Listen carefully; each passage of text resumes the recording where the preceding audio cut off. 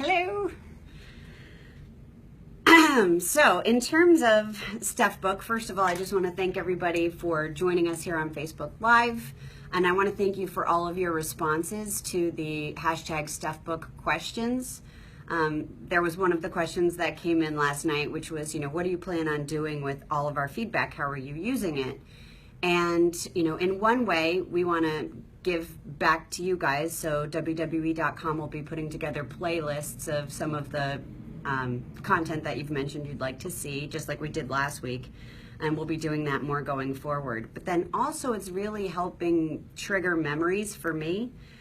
So much has happened in the span of the time that I've been in WWE my entire life, and I forget a lot of things. So it's really, really helpful when I'm reminded of that content, and I get to see what you really like and love, because one of my goals when doing this book is to really give our audience, something juicy and, something that they will hopefully really love, and a piece of their content, because, it's called the WWE Universe for a reason, because it's so inclusive and we're all a part of it, whether it's our fan base, whether it's, talent, whether it's employees, whether it's, no matter who it is, if you love WWE, you're a part of this universe.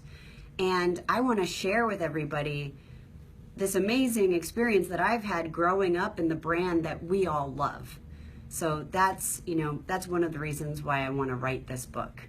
And also then I want to share that message outside of the WWE universe. Here's this incredible brand that, believe it or not everybody knows about, and they should, so I want to give them the opportunity to experience our brand, maybe in a different way, maybe a different entryway, and grow the WWE universe and make it even bigger. So just to answer a couple of questions that came in last night on Twitter, which I have here, and then Laura, who is holding the phone, will be asking the Facebook questions that are coming in. So please feel free to comment. Let's see. What was the toughest promo you've ever cut? Best verbal lashing? Ooh, there's been so many. Cutting promos is one of my favorite things to do, especially when the audience gives it back to me. That interaction is just really my favorite. That's my favorite thing, is interacting with the audience. There's been a couple memorable ones. I think most recently it might be when I was, scheduled to receive the Legacy of Achievement Award, and Shane had just come back, and then I had the chance to really just, it was on Shane, but he wasn't in the ring, and that was a really incredible promo, because it was challenging for me to be able to take my character to a different level, and that was really fun. And also, make some points that I thought were really valid in terms of being a woman, and, why did Shane think he should just walk in and run the business, and, all of that good stuff, all from a character standpoint. Let's see, I think I had a pretty good one with Roman Reigns. Of course, anytime I get to slap anybody, it's, it can be very challenging and impactful, so to speak. I will say Brie Bella packs a wallop. A few years ago when she slapped me on the build to our match at SummerSlam, man, it packed a wallop. So that was good to get it back. And there's just been a ton. I've had so many amazing opportunities. I think, though, probably from an emotional standpoint, a promo I had with Dusty Rhodes was pretty memorable. I didn't mean to get so emotional. That's a little unexpected.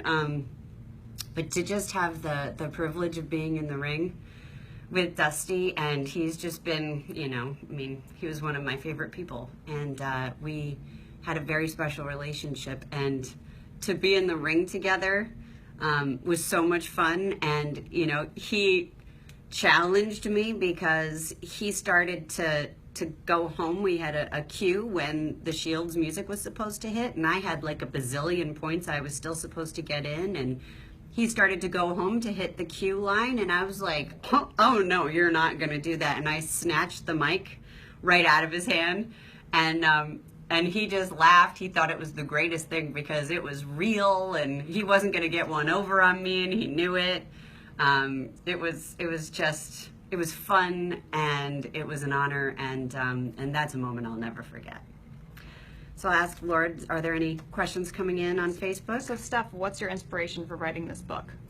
Why now? So my inspiration, one of my inspirations is what I had said in the beginning, really, is, it's all about this WWE universe that we all love, so much, and giving back to our audience the unique experiences that I've had, and, how it's only grown the love of my brand, and hopefully giving you something entertaining that you'll enjoy, and also really reaching outside of our universe, because so many people they don't understand what's so special about WWE. They don't get it. And, it would be my goal to hopefully educate them a little bit, entice them, entertain them, and bring them into the fold.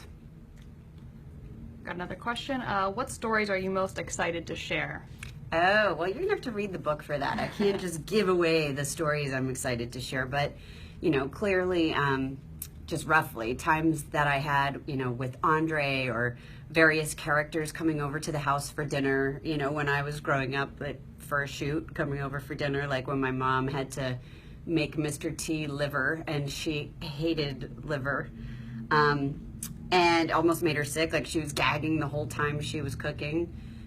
Stories, just so many stories that I have to tell. And I think what I'm most excited to tell is my love story, because I think it's one of the most amazing love stories. Of course, I would feel that way because it's mine.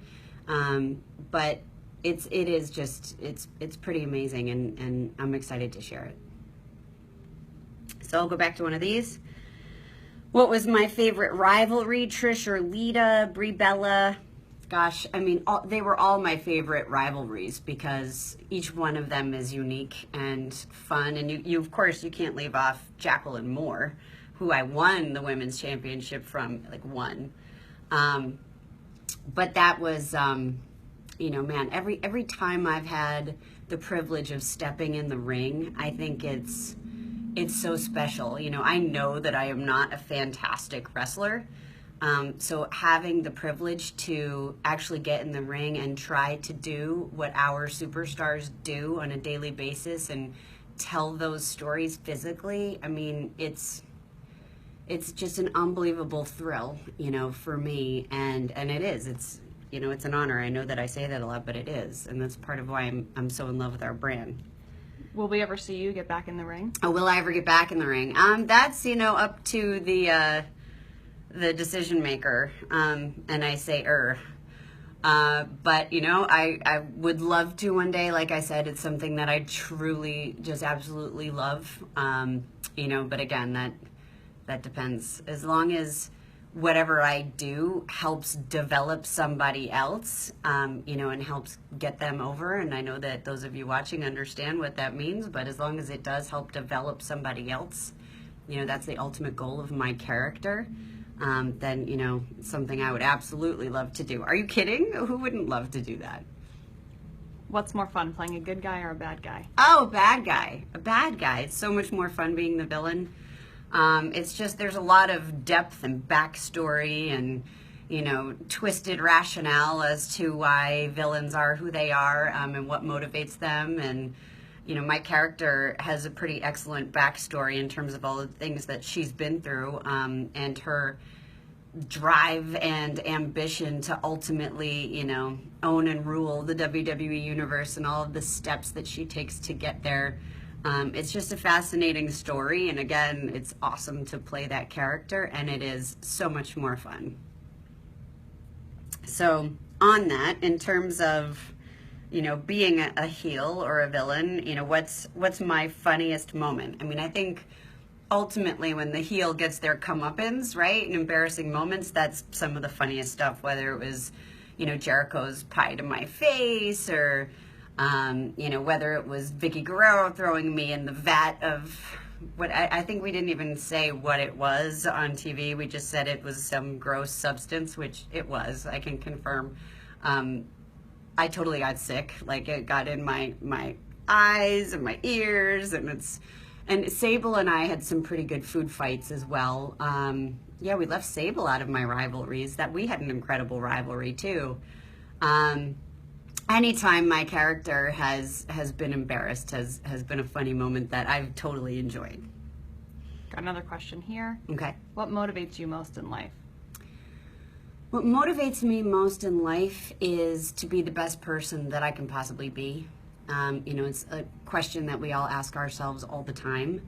And that's truly what I believe. I try to be the best I can possibly be at everything that I do, whether that's, being a mom, whether that's being an executive, whether it's being a performer, whether it's training, my midnight workouts.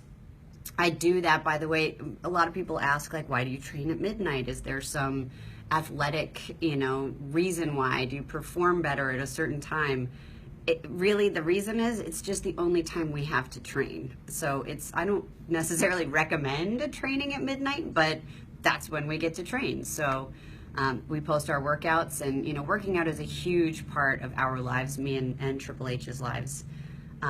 Because, it really does help you. A, it's a stress reliever. B, it's a way to, mentally it's challenging, and you have to challenge yourself mentally and physically to accomplish your goals. So it's just an awesome feeling when you're done. And also, of course, the health and fitness benefit, and it just makes you have more stamina. You can do more things, and God knows we need as much stamina as we can get with our schedule. So do you have another one, or should I? Yep, Okay. I got another good one. What would you be doing if you weren't working for WWE? Oh, so I have an answer for this, believe it or not. I've always wanted to be a part of WWE since I was a kid, and I've been watching since I was a kid. However, I briefly considered a career as a choreographer. I love dance in every form. And, I think that could have been an avenue that I would have gone through, and potentially a marine biologist, which is really only because I do have a love of science and nature, and I did have one teacher actually in high school whose name was Mr. McCarowitz, who was so passionate about marine biology that he just engaged you. You couldn't help but then be passionate about marine biology, and I just learned a lot from him. Great. Got another question from last night. What's your favorite part about your job? My favorite part about my job is that I get to go out and build and represent the brand that I love so much, that I'm so passionate about. And, if you've ever watched some of my interviews, you'll see that I talk about our mission is to put smiles on people's faces the world over. And I can't think of a better brand to be a part of than somebody who does that for people, than a brand that does that for people. And when you think about it, whenever you hear somebody tell a wrestling story, if you will, whether they ran into somebody at an airport, or they went to a live event with their relative or friend or what have you at various stages in their life, the response that you always get when people tell these stories is they're smiling. We somehow gave people an experience that made an impact on them, that enhanced a bonding experience with someone they were with, or that helped a sick child forget that they were sick, for just a couple of hours. And then that parent who sees their child having that amazing experience, that's what I love to do, to do everything I can to grow our brand and to make as many memories, that we possibly can. So you recently completed your Eisenhower Fellowship. What was your favorite part of that experience? My favorite part of the Eisenhower Fellowship is yet to come, because I think it's the outcomes that we can really make. The fellowship is comprised of some pretty amazing people all over the world, and everyone has these big ideas of how we can work together to truly make an impact in a positive way. And so I think my favorite part is yet to come. One of my biggest takeaways, however, from the fellowship is how everybody's all the same. No matter what country we're from, no matter what socioeconomic background, that we have, ultimately, deep down, our experiences may be different, but as people, we're all the same. And you know, that was a big takeaway for me, and it shouldn't have been such a surprise, you know, but it was. So that was one of my key takeaways thus far. We all know you have a crazy schedule with travel and work and everything. How do you like to spend your free time? What is this free time? You know, I spend my free time with my kids, you know, and my husband. That's what fulfills me. You know, I was asked earlier what motivates me. They do.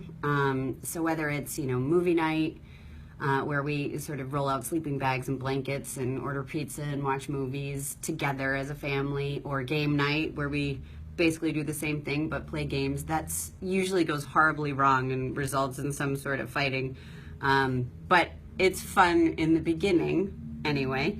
And it's just something we all do together. Or if it's, you know, going to the movies, you know, actually going to the movies, or taking a trip, or whatever it is, just spending time with my kids and my husband. That's what I like to do in my free time. And I've just been given the cue that our Q&A time is up. So thank you guys so much for participating, for continuing to engage, you know, through Twitter and Facebook and everything else, and ask questions. And hopefully the book will, you know, deliver and hopefully over-deliver on your expectations. And please continue to send in your ideas and what you really do want out of this book. Thanks.